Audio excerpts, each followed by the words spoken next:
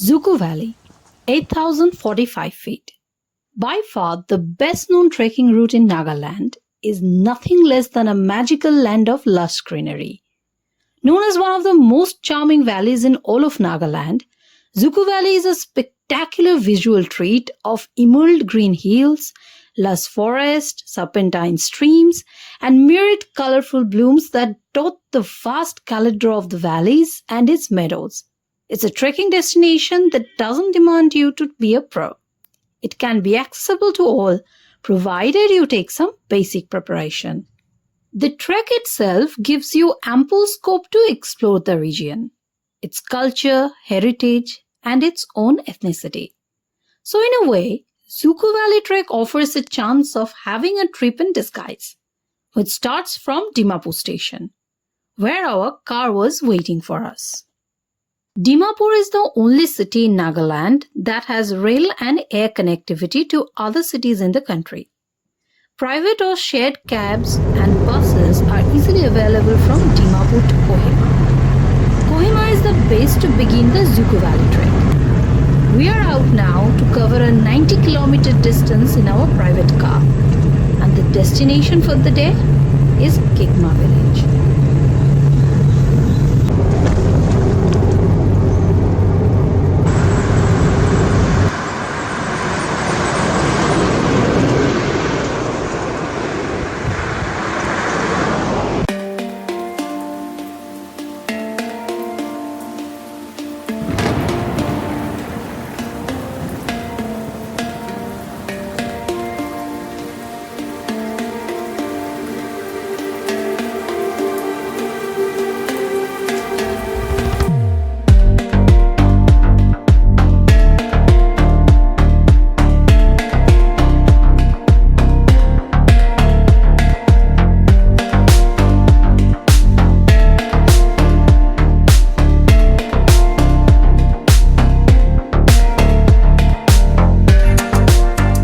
After a 90-kilometer journey, we have finally reached our destination for the day, Kigwema village, one of the oldest villages amongst the Angmi Naga villages.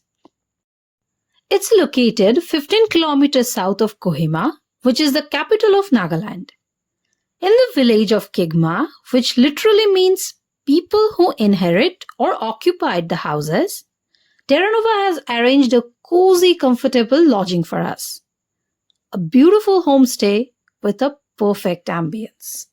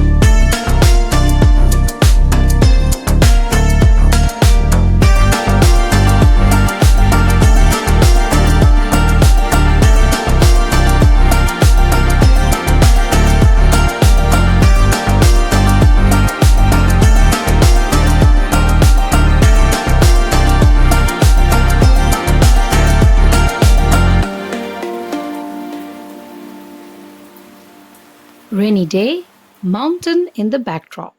Maggie and muffin in plate, warm tea served. Perfect breakfast to energize the body and mood in a perfect setting. It's still raining, but that's not enough to spoil our exploration. The moment we finished our tasty breakfast, we set out to explore the Naga Heritage Village. Terranova usually select unique, secluded and attractive locations as campsites. Same goes for selecting homestays and hotels. The one we are staying at is only a stone's throw away from the Heritage Village. A couple of minutes walking distance will take you into the heart of the ethnicity. Kigwema Heritage Village or Naga Heritage Village is a heritage village located on the slopes of hill between Kigwema and Vishwema villages in the Kohima district of Nagaland. The heritage village houses the monks of all the 17 ethnic groups of Nagaland and is designed in the form of an ancient Naga village to give the feel of an authentic traditional Naga village.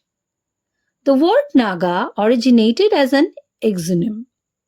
Today, it covers a number of ethnic groups that reside in the Indian states of Nagaland, Manipur, Assam and Arunachal Pradesh, and also in Myanmar. Naga is an umbrella term for several indigenous communities in northeast India and Upper Burma.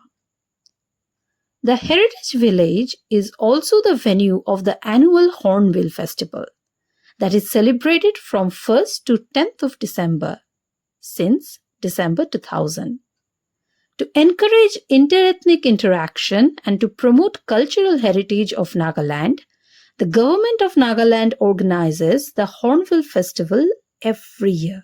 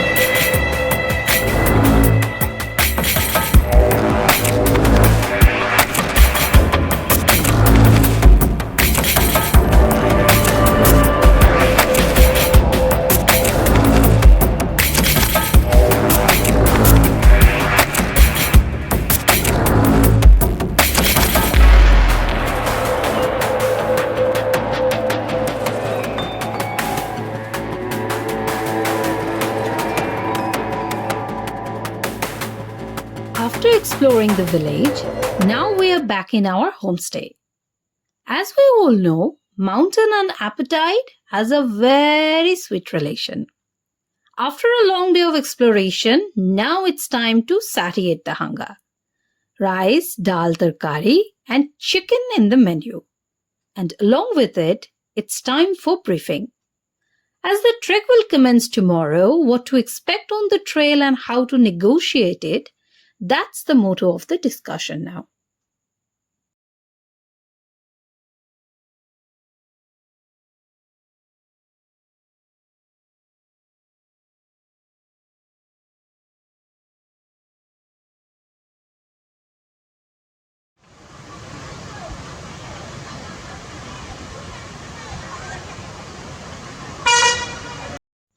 We welcomed a new day sitting on the balcony with a grand view of the iconic Japfu Peak, which is the second highest summit in Nagaland with an altitude of 3,048 meters.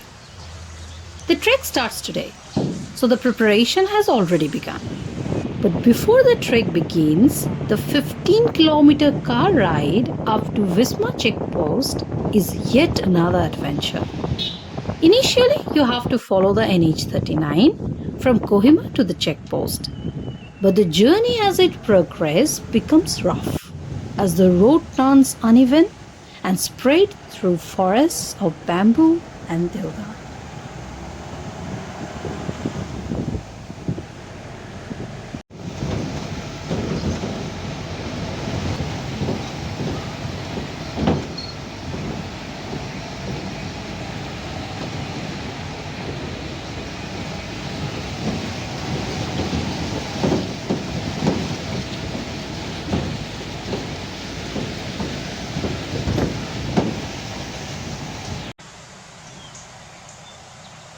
After an adventurous car ride, the trek starts from Vishwema.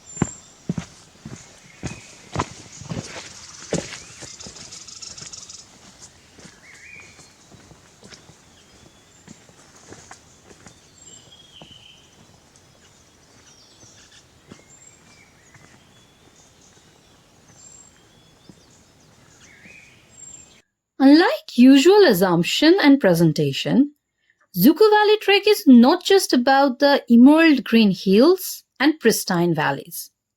There's something more to it. Here in this video, we have got for you a side of the Dzukou Valley trek that usually people don't speak of.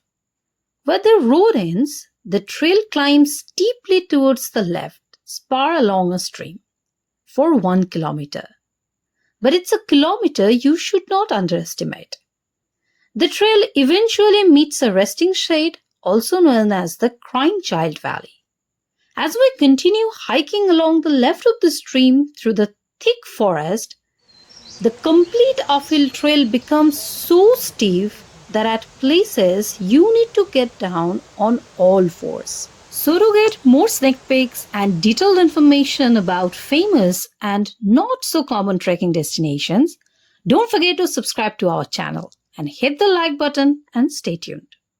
So far in the entire trail, rain has been our constant companion. Sometimes it's a drizzle in between heavy shower. Moreover, it's getting white out frequently due to the clouds' moody movements. At point, it feels like you're chasing clouds through emerald greenery.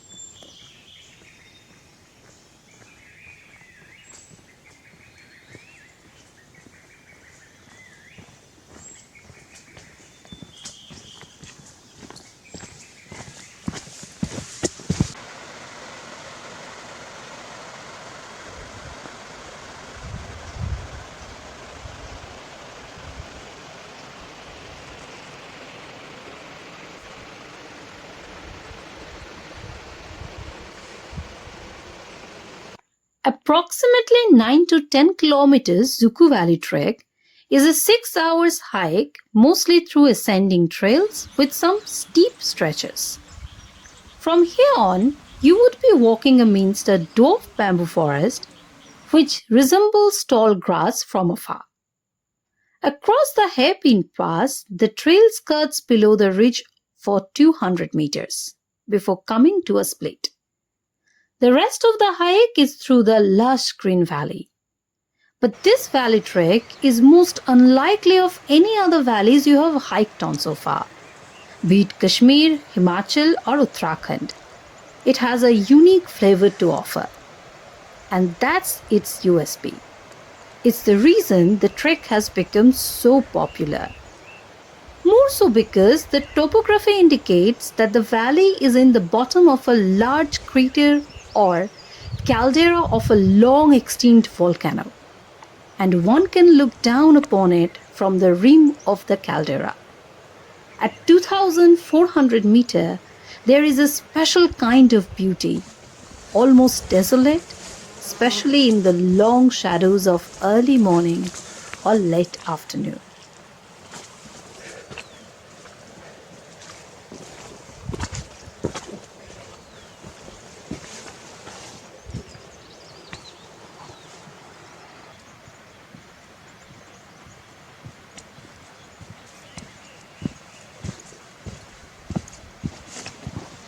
This valley remained hidden from travelers for long, though some local travelers from the northeast India used to visit. But in recent times, with the growing popularity of Hornbill Festival, more and more tourists are visiting the valley every year. For travelers visiting the Hornbill Festival, adding 2 more days for the Dzukou Valley trek is another exciting proposition. The festival celebrates everything that is great about Naga culture, its traditional food, dance, sports, craft, etc. Sitting in the foothills of eastern Himalayas in the state of Nagaland, Dzukou Valley is the crown jewel of northeast India, which is believed to have gotten its name from its namesake river, which means cold waters. This offbeat trek, set in the lap of nature among pristine and jaw-dropping landscapes, can be done all through the year. But the monsoon and the winter, particularly during the Hornbill Festival, attracts maximum number of trekkers. Terranova is also conducting the trek on September and December during the festival. Though here we are in the monsoon, tackling the rain and the mud on our way, this particular season has an extraordinary beauty to offer. During the rainy season, the entire valley is carpeted with flowers, lending in a very special charm. Finally, we have reached the culminating point of the trek, the Dzukou Trekker's Hut. After a successful completion of the trek, relishing the grand green view of the valley, we are finally now concentrating on our packed lunch. Coming back to the hut, this is just a hut with a vast concrete floor and a few wooden platforms that serve as bed. You have the option of sleeping in a dormitory or take a private room with beds. There's a separate tent pitching setup present as well. There is no advance booking procedure and only spot booking is the possibility. You can also rent mattress, blankets separately, but they are not in well condition. So having personal setup could be more beneficial, given the temperature gets pretty cold in here. We have reached and explored our desired destination, and after the successful completion of the task, it's time to relish the delicious food. Today is our last day of exploration. We'll head back to Dimapur today, from where we'll board our train. But the journey to Dimapur will be more of sightseeing than a mere way back to home. And the first stoppage was the Cathedral of Kohima, or the Mary Help of Christian Church. The church ground provides a beautiful view of Nagaland's capital, Kohima. The cathedral was conceptualized by the first bishop of Kohima, and the construction of which commenced in 1986, and the church was consecrated in January 1991. The cathedral was used as the venue for reconciliation meeting between the Japanese and British veterans who fought each other in the Battle of Kohima during the Second World War. The church is noted for its architecture, which incorporates many elements of traditional Naga houses, including its facade which resembles that of a Naga house. The architecture of the cathedral blends into the hill on which it is situated. The 16 feet high curved wood crucifix is one of the Asia's largest cross.